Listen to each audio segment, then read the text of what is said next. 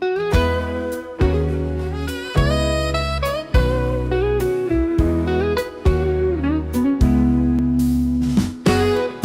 sun's glowing, the city's alive. Clock strikes 12, we're ready to dive down the street where the neon hums. Our little escape, the workday succumbs. Tables wait, the bar's got that swing. Glasses clink, hear the ice cubes sing. Liquid lunch, pour it smooth, let it flow. Friends round the table where the good times grow. Raise a glass, let the worries slip away. Liquid lunch, we're living for today. There's Troy laughing with his gin and a grin, telling stories about where he's been. Boomer's got whiskey, he's loosening his tie.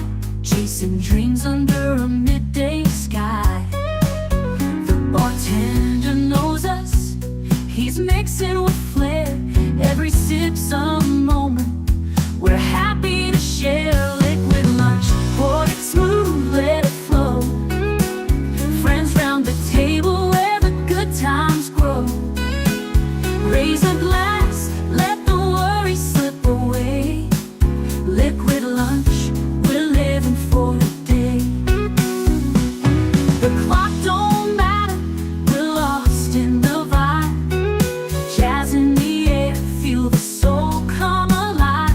From martinis to bourbon, we're riding the wave. Stealing this hour, it's the freedom we crave.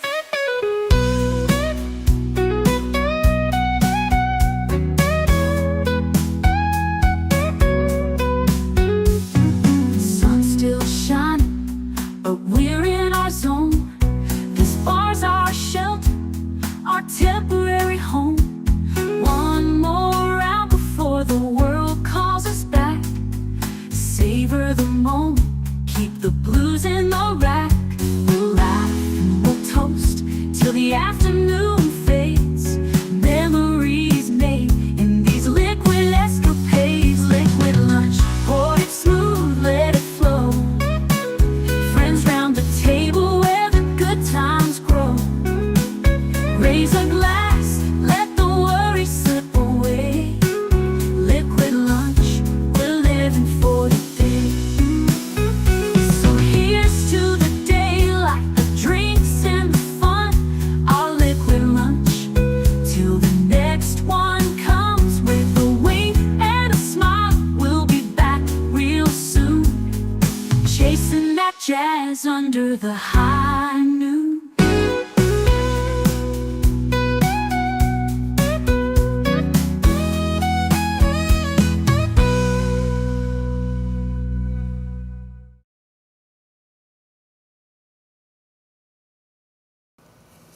Vasalut and a happy Monday. Well, I'm wishing you a happy Monday. I'm not necessarily saying Mondays are generally happy, but I'm hoping that you are having a wonderful one.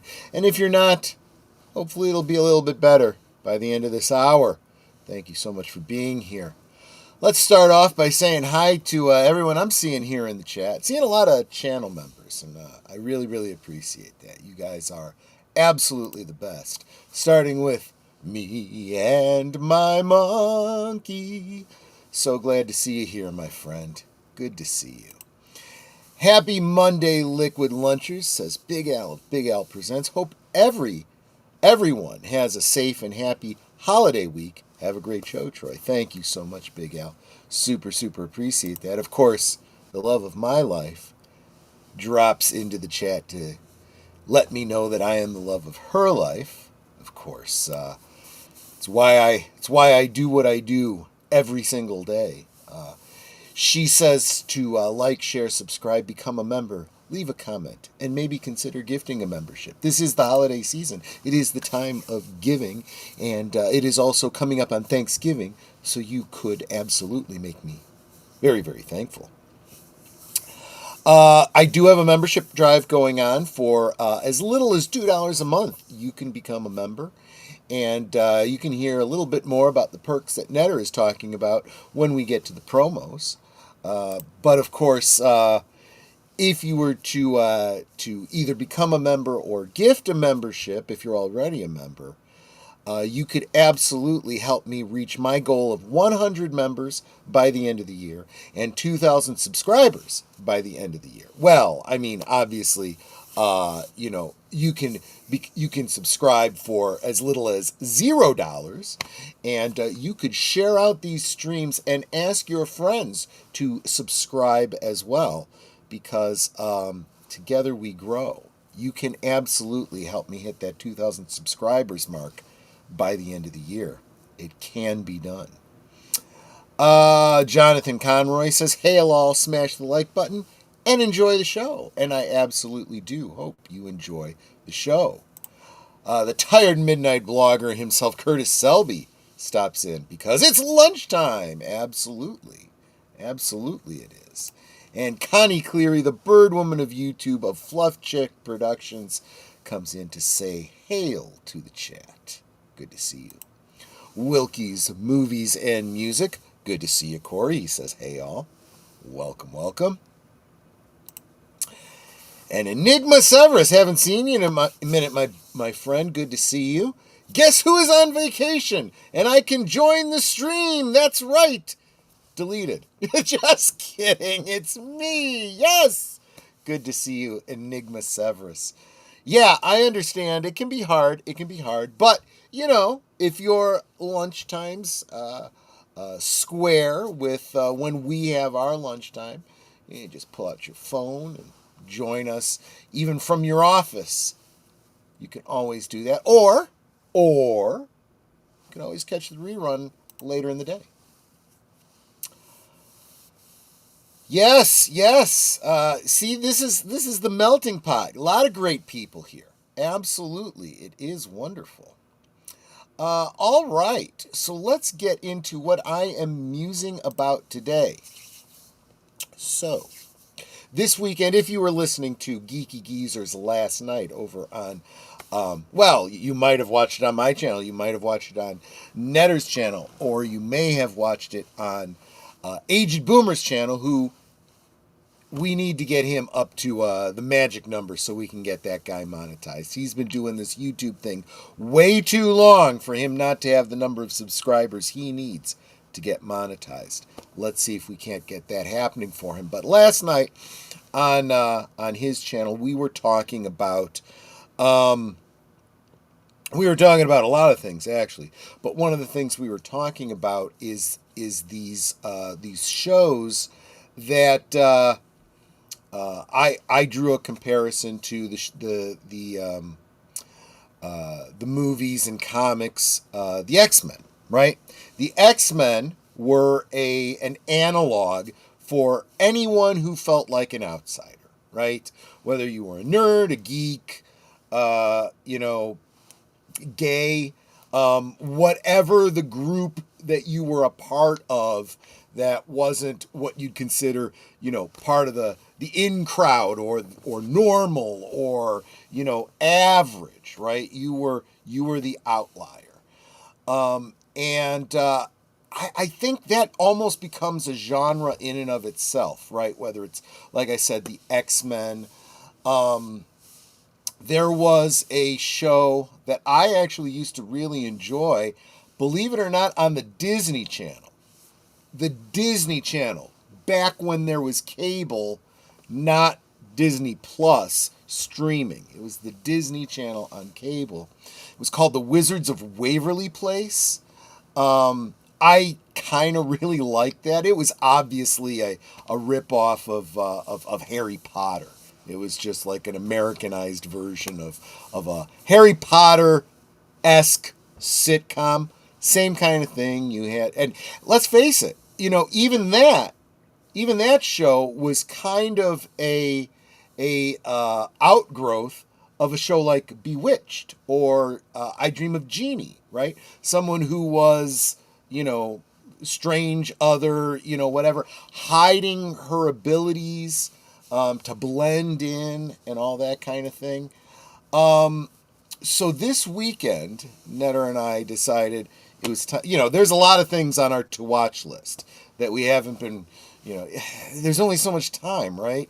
Between all the YouTube channels we follow and keeping up with news for our own shows and getting ready for our own shows and all that kind of stuff. It can be challenging. But we decided this weekend we were going to start watching a show that I just found out today actually started 3 years ago yesterday. So, although we didn't watch the last episode yesterday, we saw all but the last episode of the first season of. Let me go ahead and share my screen. It's kind of anticlimactic when I'm in the middle of a sentence and I'm not ready to go right to my shared screen. But here we go. So it was 3 years ago yesterday that the Wednesday Addams show started on Netflix. And just by coincidence, we didn't know that the anniversary of it or anything was coming up. Netter and I watched all but the last episode of season 1 this weekend. We would have watched the last episode, but we had to go to bed because Monday, right? So, and see, this is what I was wondering about. Season 1 was pretty good, and you have not seen season 2 yet. So I thought you were going to say, and season 2 sucked, or something like that. We'll probably end up watching that last episode sometime today, probably. And then maybe over this next weekend, we'll watch season 2. But, yeah, I did want to talk a little bit about this because I thought it was pretty good. And maybe I'm tempted to say that because I compare it to all the other crap that we've been seeing. I can argue that this is absolutely a reboot of the Addams Family franchise. So fans of the original, TV series, the black and white TV series with John Astin. And the movies with Raul Julia, I'm going to have their opinions about this. But honestly, I really liked it. I felt it was an excellent television adaptation. I forget the actor's name who plays Gomez. And really, although all of the main characters that you expect from the Addams Family do make appearances, they're not main characters. They're more relegated to like guest appearances and establishing scenes. The show really is about Wednesday, and you follow her as she goes into high school. And let me real quick say hi to some people I'm seeing jumping in here, including Mark Melnikoff. Welcome, my friends. Rumors of my falling down a mining shaft on Rurapente are greatly exaggerated. Well, it's good to see you here, my friend. It really is. And of course, JPRPH1. I've seen a lot of season 2, and I'm enjoying it just as well as season 1. Okay, good. I have something to look forward to. And Tim Hayes. Good to see you, my friend. Good to see you as well. Hey, Tim Hayes. And really everybody. That video that I dropped a week or two ago, the toys of the cantina. I shouted out Funky McClunky in that video, and he came by and dropped a comment on that video, which very much encouraged me. So I thought that was pretty cool, Anyway, I thought, Tim Hayes, you would get a charge out of that. But maybe, hopefully, all of the rest of you who may not have seen that video yet, please go check it out. It is my most recent standalone video. I would love for you to love it. And I am working on a follow-up, a short follow-up, although it's taking me... No, it doesn't matter how long a video takes. There's a lot of work involved in it. That's why I don't do as many standalone videos as I do streaming. But I do have a brief follow-up video for that before I get to a part 3 that's going to be about the HasLab. She is doing well as Wednesday. I am also happy that season 2 is positive. My middle schoolers are not a good source of quality TV. Many choose their shows based on Friends. That's an excellent point, and that's something that I have been, I don't want to say struggling with, but musing about. Today's Monday. I am musing about. We have talked on our various channels, me and Boomer especially, about this lack of cohesion and synergy of the viewing experience. It used to be on network television when everybody had access to network television. There was must-see TV. Every Friday night, every Tuesday night, every whatever night, there was that show that everybody was watching, and they were writing up in the newspapers and the magazines, and you'd see the cover. Twin Peaks was like this too. There was a big phenomenon about it. The girls of Twin Peaks were on the cover of People magazine or Entertainment or whatever it was, and people were talking about it. You'd watch an episode, and then the next day you were all talking about it at lunch, right? It's harder to do that with this stuff because you have Netflix, you have Disney Plus, you have Paramount, whatever the crap they have, right? And nobody is watching all the same shows. Oh, I'm watching this show. Oh, is it good? Well, that's nice. And that's all you can really talk about. I haven't seen it. I can't enjoy it with you. So that's another one of the downsides of of this streaming stuff, right? And welcome, the Horror King. Good to see you. Good to see you. Welcome, welcome. But anyway, yeah, let's get back to Wednesday. So we got through most of the first season.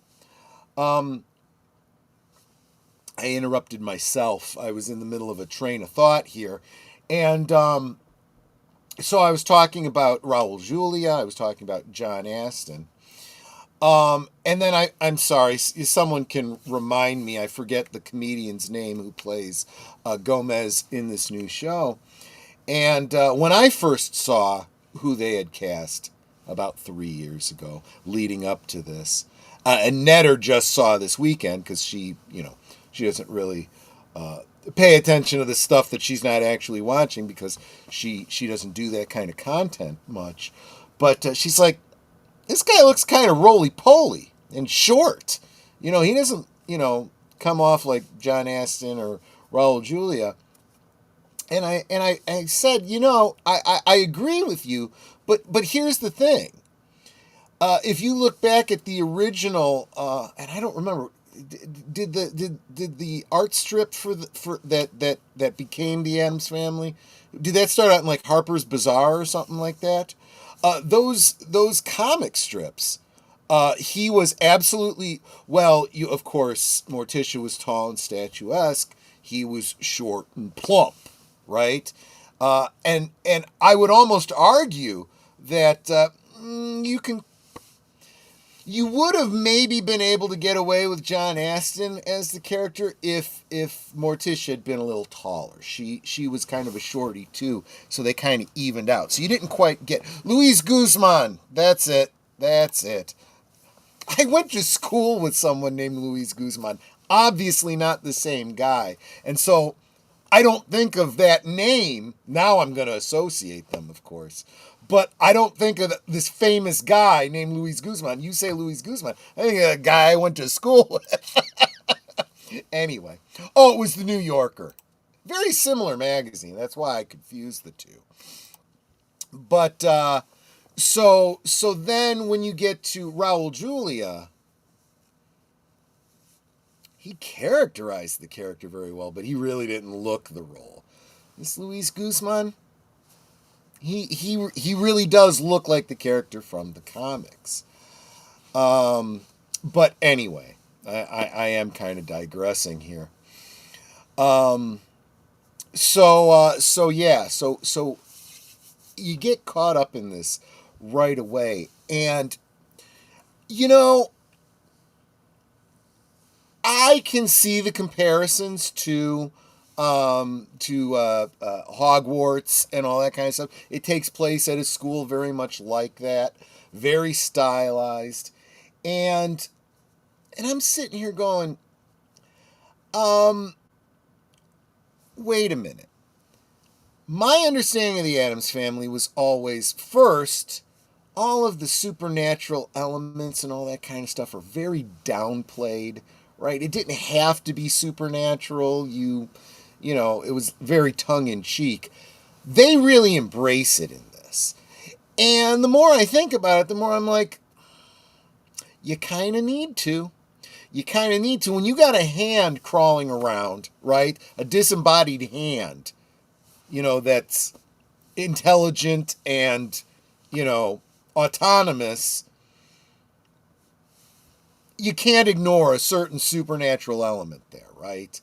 And this show really does kind of explore that. The original Addams Family helped me become a soap connoisseur. Every time Gomez blew up a train, I would be cussing. In fact, I met the actor once and told him about it. He apologized. That's funny. That is so funny. Anyway, and,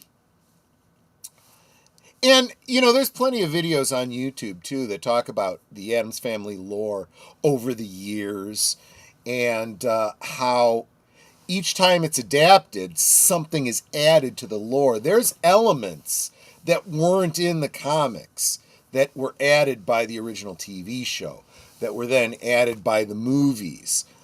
People forget that there was more than those two movies.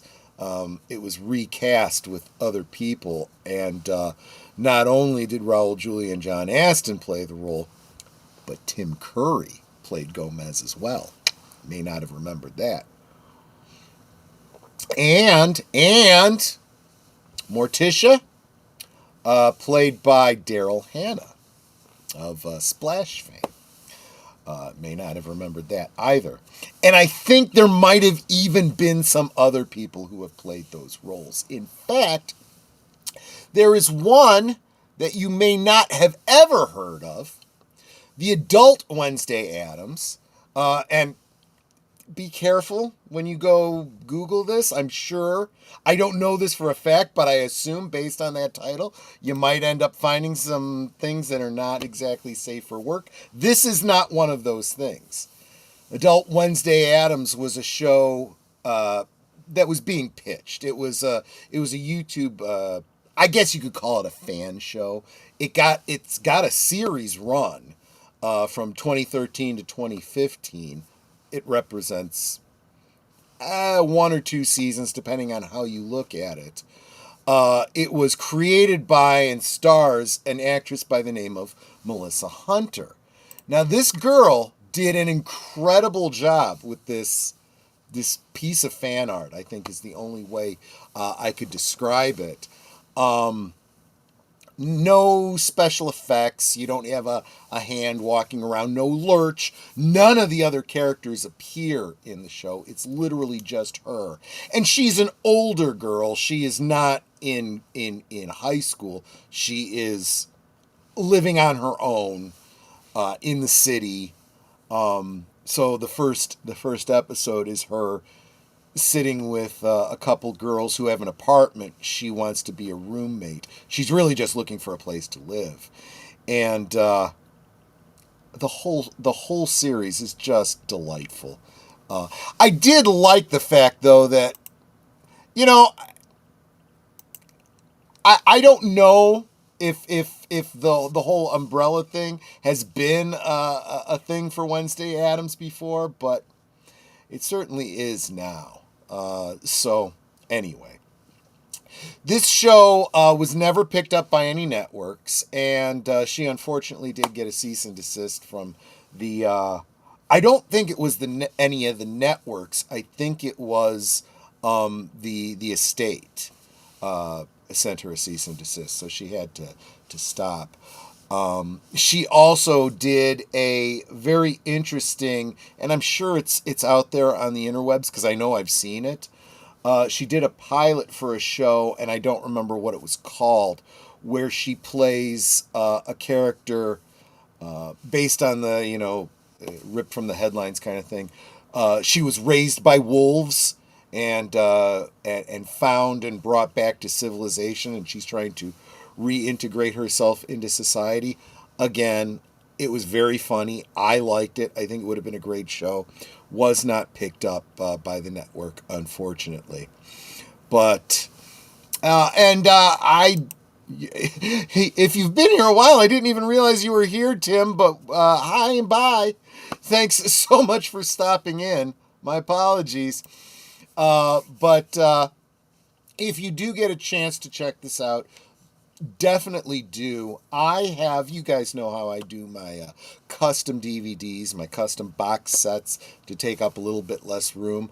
I have all of the Addams Family films in a case, and one of the discs that I have has all the episodes of this Adult Wednesday Addams in with them, just because I'm a completist and I love it, and it's all part of it to me. And honestly, when you get right down to it, and then season 2 coming as well. If Netflix puts these out on DVD, I absolutely have to get them to complete my my Addams Family collection. Speaking of. Well, no, that's not speaking of. That's not a good pivot at all. It just happens to be that we're halfway through the show. I want to get my new promos up for the week real quick, refill my drink, then we'll get back and talk a little bit more about the Addams in just under 3 minutes. Be right back. You are watching Last Call, streaming every Friday night at 9 Central, 10 Eastern. Come on in, pull up a chair, and have a drink with us. Every Monday night is Members Night at the movies on Last Call. Members enjoy an exclusive watch party just for them, and you can join too for as little as $1.99 a month. This week, the members will be watching the trippy and sexy 70s classic sci-fi film Logan's Run. Become a member and join us tonight at 8 p.m. Central, 9 p.m. Eastern on Last Call.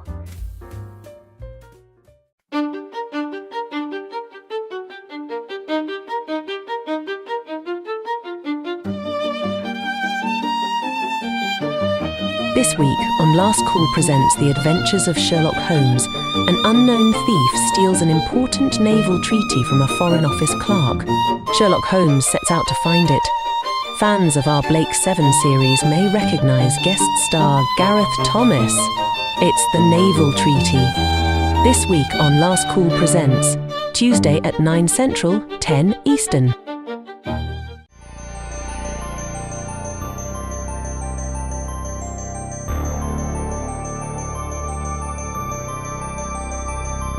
This week on Saturday Night at the Movies, the world is beset by the appearance of monstrous creatures, but one of them may be the only one who can save humanity. Bryan Cranston and Ken Watanabe star in the 2014 relaunch of the kaiju classic Godzilla. This Saturday night at 9 Central, 10 Eastern on Netters Network. Every Sunday evening, Aged Boomer and Last Call with Troy Pacelli bring you the rundown of the week's geek news, or at least what they think is interesting. You may have heard about it elsewhere, but Boomer and Pacelli spin it like only two old geezers can. It's Geeky Geezers, every Sunday evening at 8 Central, 9 Eastern. Did you top off your glasses? We now return to Last Call. I want to say hi to Leia Plus Size. Welcome. She says that the Netflix Wednesday show isn't for her. I'm sorry to hear that. I have not seen anything objectionable about it. And you do say that you are an Addams Family Movies fan.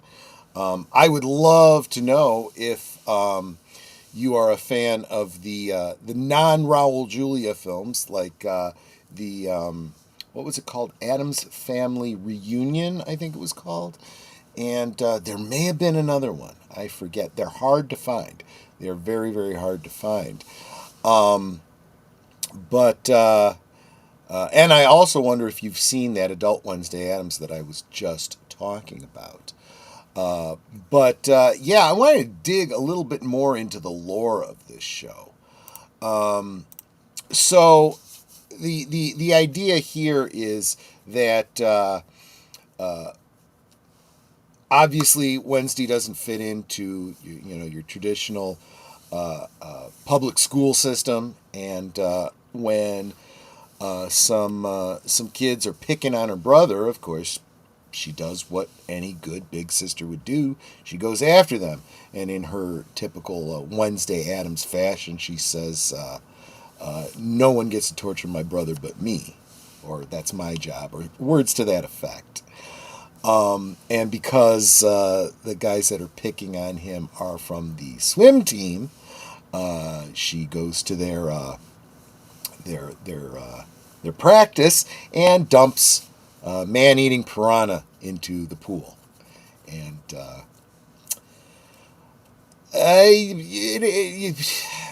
there is blood. There is blood in the water. Let's put it that way. I'm sure they all survived, but she was expelled. And when you think about it, that's the kind of thing that probably would happen in reality. And so her parents decide that maybe she needs to go to Nevermore Academy, which, like I said, seems to be kind of a Hogwarts-ish inspired type of school, a special school for, as they are called, outcasts, which I find incredibly interesting. Because, yes, that is an excellent observation, Enigma. Wednesday is the queen of F around and find out. That is absolutely true. So she resists because they build this very interesting mother-daughter dynamic into it, that I'd almost want to call it stereotypical. It's very common that mothers and daughters have, this issue.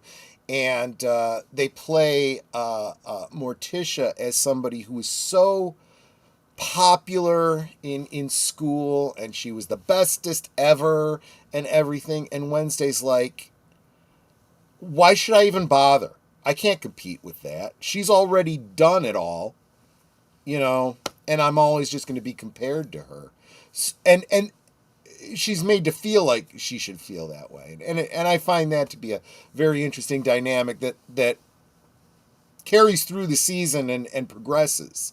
And I don't know if it really resolves, but there is resolution. So, again, character development and whatnot. But they play this, whereas Hogwarts is this secret thing that normal people can't get to or know about, and the existence of magic in the world is hidden. This is just played like, I don't want to call it normal, but, just like mutants in the Marvel Universe. It's known. They exist. There's prejudice against them, but it's not hidden from the public secret type stuff. And so I found this. Okay, this is on the topic that I'm talking about. I would argue low-key Wednesday is discovering she can be a part of the real world and still retain her personal identity, even though the show does not outright say it. They hint at it. Yeah. I'll tell you, one thing that they really do kind of cover is a number of times.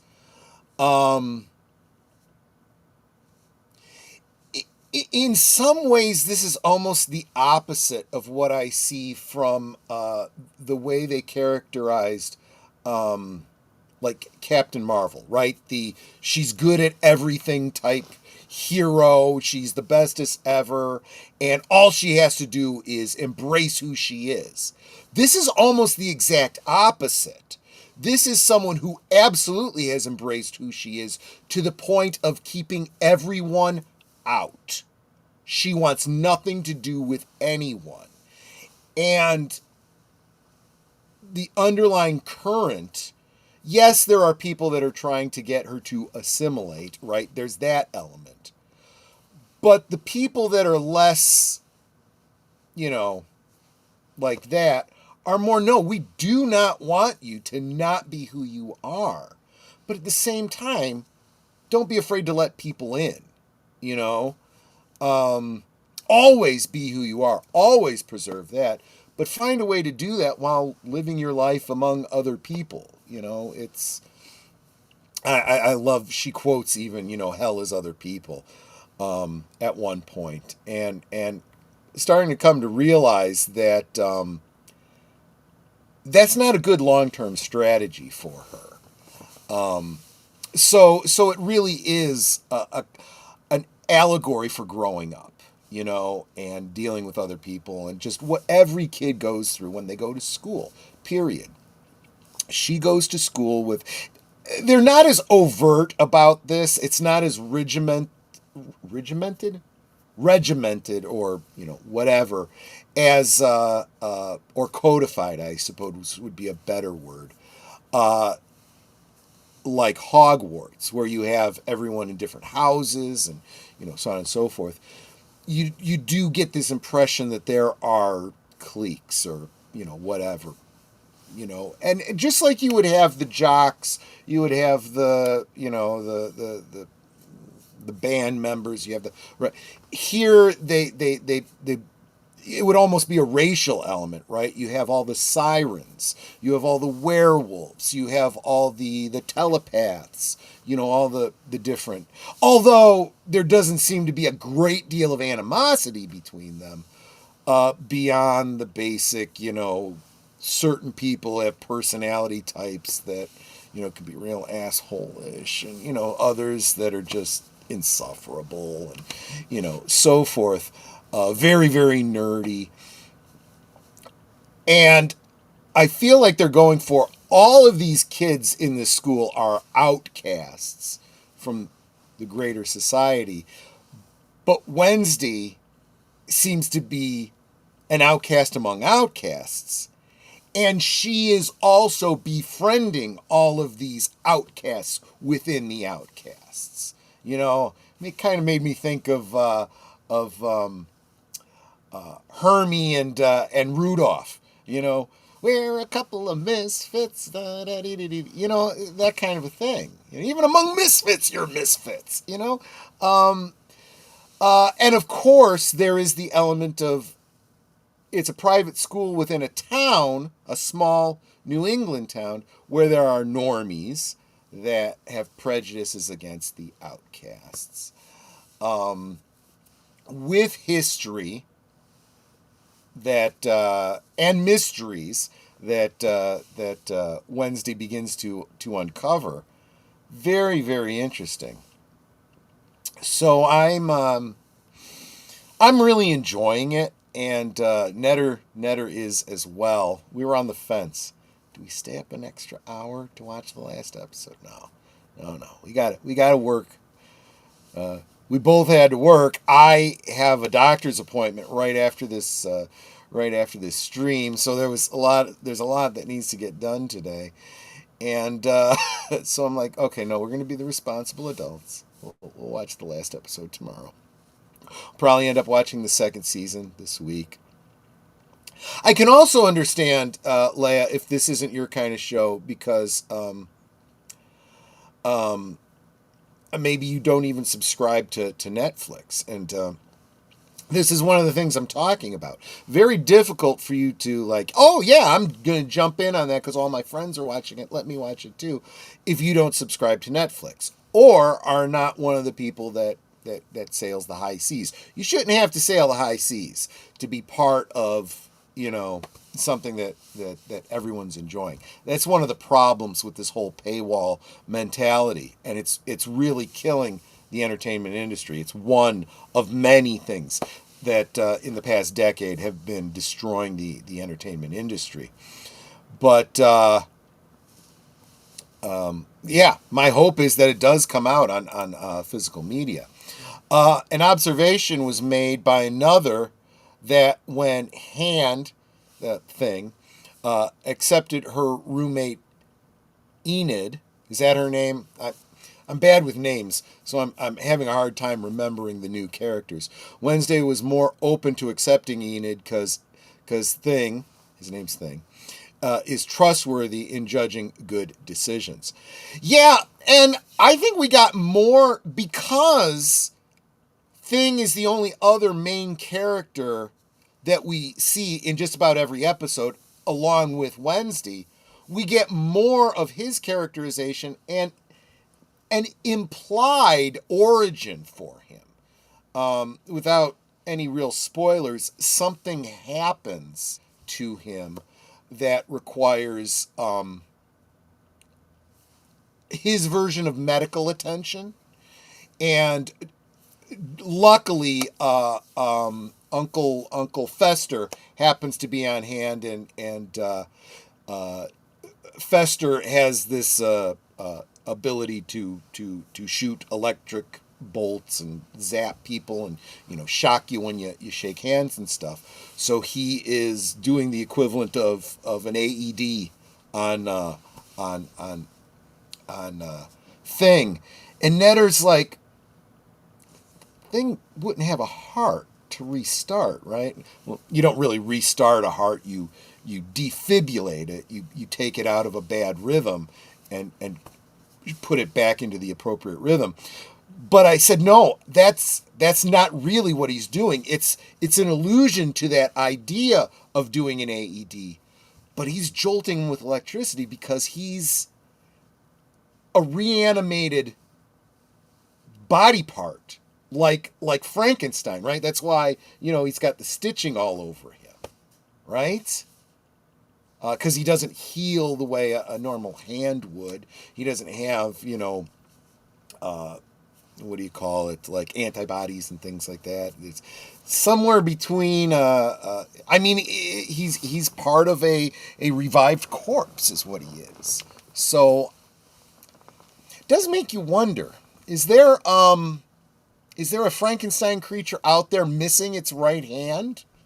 That would be his, I don't know, father, brother, I don't know, something like that.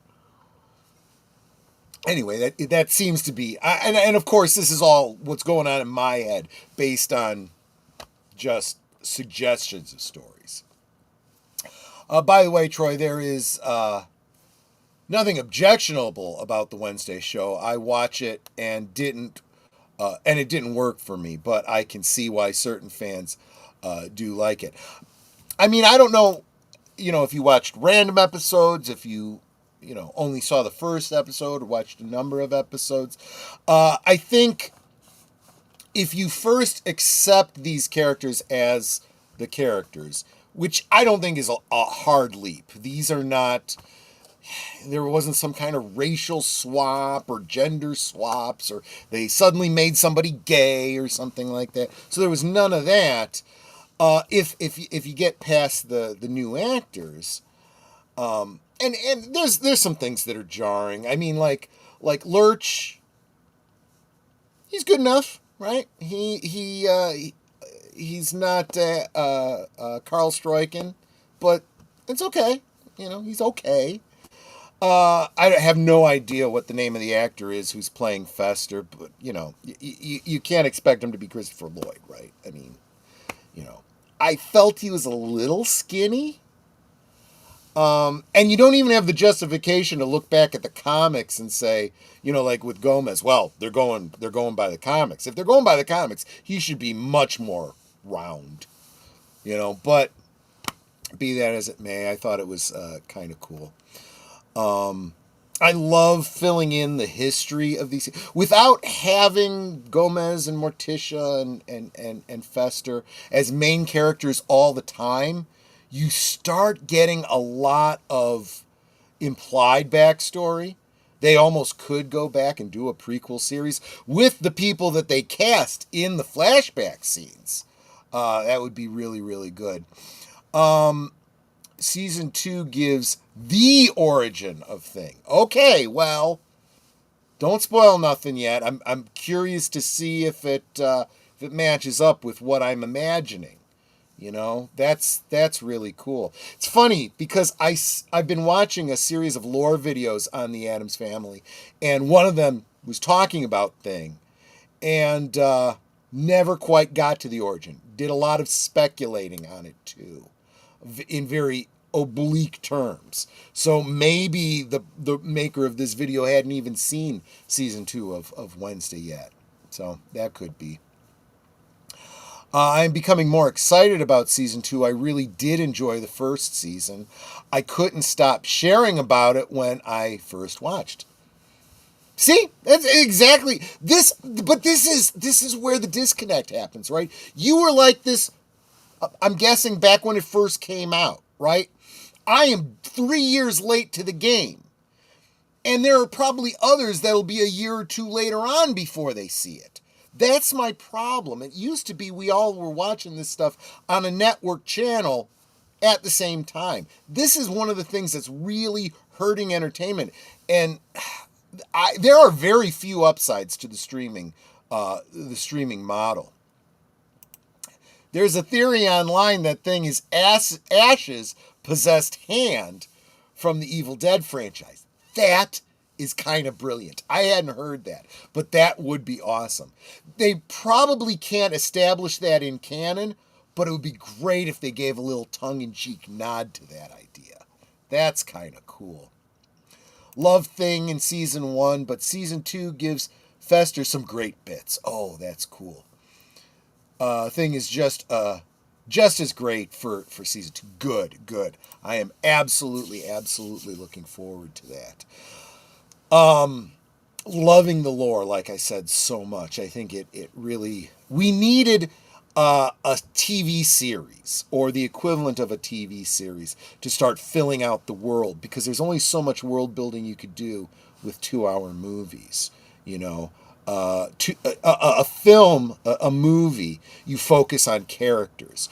You are equally focused on characters in the storytelling process of a TV series, but the world starts becoming a character in and of itself, and that's where the world building really seems to come from. When I heard about the theory, I thought it would be cool if it was true. At very least, it's a fun theory. Yeah, I love those kinds of fun theories. I really do. I also like that they don't go for obvious stereotyping. And what I mean by that is the character of Wednesday. I love the portrayal of her in the films, where she implies, if she doesn't say it outright, that she is just a psychopath. Puts her, boom, right into that pigeonhole of the psychological text box definition of what a psychopath is. And is she a psychopath? Is she a sociopath? Is she autistic?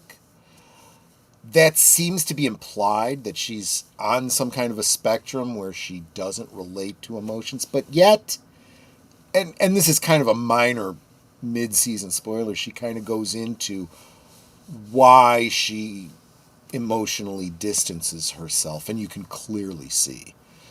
Almost like sometimes with Data in Star Trek, right? Not so sure you're as emotionless as you pretend to be, you know.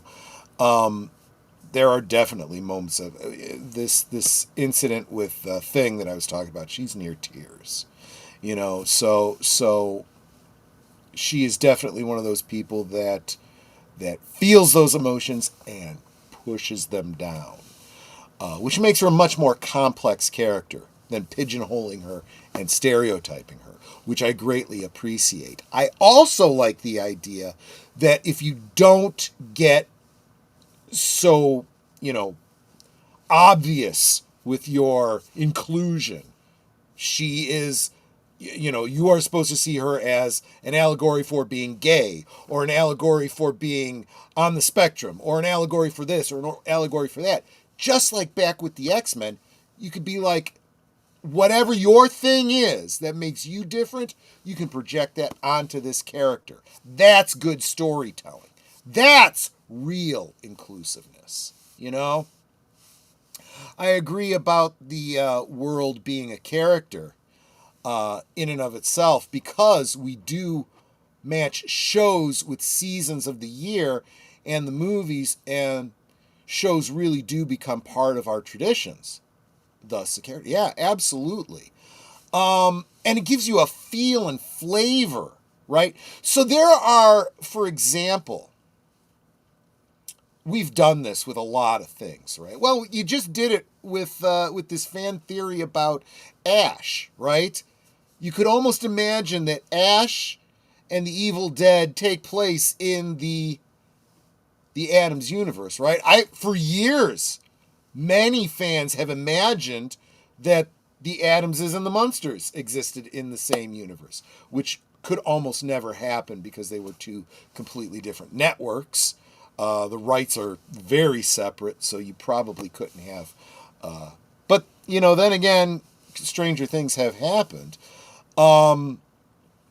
We have talked about many shows and movies and, narrative stories that could easily take place in the same narrative universes. For example, Twin Peaks, right?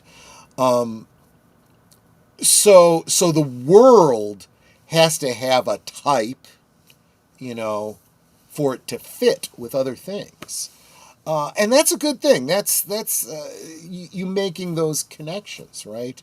I love that. And then as I'm watching the show, I'm thinking, I could make up D&D statistics for these characters. I could express their specific abilities and powers in terms of game mechanics. I really could. I think they're missing opportunities if they should just do that. They should just put out an Addams Family role-playing game, where you could either play as the Addamses or you can create, characters in that world. They should create a video game, even an MMORPG. They really should. They're missing out on marketing opportunities if they don't do that. I hate to be forced to make mods to create them in The Sims, because I don't play The Sims anymore. I hate EA games. I hope the company as a corporate entity ends. I really do. But I used to love The Sims, and I used to do that with a lot of, I think when they introduced their magical realm, I'm sure everybody started making Harry Potter characters and all that kind of stuff. And I could see them doing the same thing with this. But yeah, that's what, no big points to a Monday, just what's on my mind. Coming off this weekend, this is a big one on my mind. And who knows, maybe we'll revisit this after I've seen season 2. I am very encouraged by what you all have said, those of you that have seen season 2. I'm glad that I won't be disappointed with season 2. If there's going to be a season 3, let's hope it holds up and they don't crap the bed like so many other shows have done. And then eventually I got to get back to Stranger Things. I don't think I saw the previous season. I may have to back up and take a look at that too. But anyway, guys, thanks for hanging out with me. This is going to be a crazy week. Everything that we normally do is still happening. We're not canceling any shows this week. I am going to have Liquid Lunch all week, including on Thursday. Netter is going to be doing her show on Thursday night. It'll be probably Thanksgiving formatted or whatever, but we'll make it work. And if you are not doing anything else for the holidays, we'd love it if you stopped in. Even if you are doing stuff for the holidays, I'm going to be doing, like I did last year, Thanksgiving movies on Thanksgiving Day. So tune in, see what I'm showing, and you can put the movie up on the big screen if you want to watch them with your family, wherever you happen to be. So anyway, guys, I want to thank you all so much for hanging out with me. I want to encourage you to hit that like button on the way out. Hit that subscribe button if you haven't already. Share out the stream. Share out the stream. Share out the stream. And ask your friends to subscribe. Help me reach 2,000 subscribers by the end of the year. And if you're not a member, please consider becoming a member. It's that kind of support that's going to allow me to keep doing what I'm doing. We're not actually going to be doing the Thursday show because we're going to be doing the movies. So we'll still be streaming. It just won't specifically be the show. So there you go. Subscribe, become a member. If you're already a member, consider gifting a membership to get people's eyes on the channel, grow our community. And if you have been gifted a membership, if you enjoy what we're doing here, consider re-upping your membership when it comes due at the end of your free month, because again, it's the only way that I can justify continuing to do this show going forward. Anyway, guys, I want to thank you all so much. Tomorrow is Thoughtful Tuesday, so I want to hear from you guys what you guys want to talk about next week. Or tomorrow, not next week, next day, tomorrow. Okay, guys? Thank you so much. You guys take care. Get back to work. Be careful. Take care of yourselves. Drink responsibly. It doesn't have to be an adult beverage. Stay hydrated. Take care, my friends. Bye-bye. Goodbye. Hope to see you again real soon.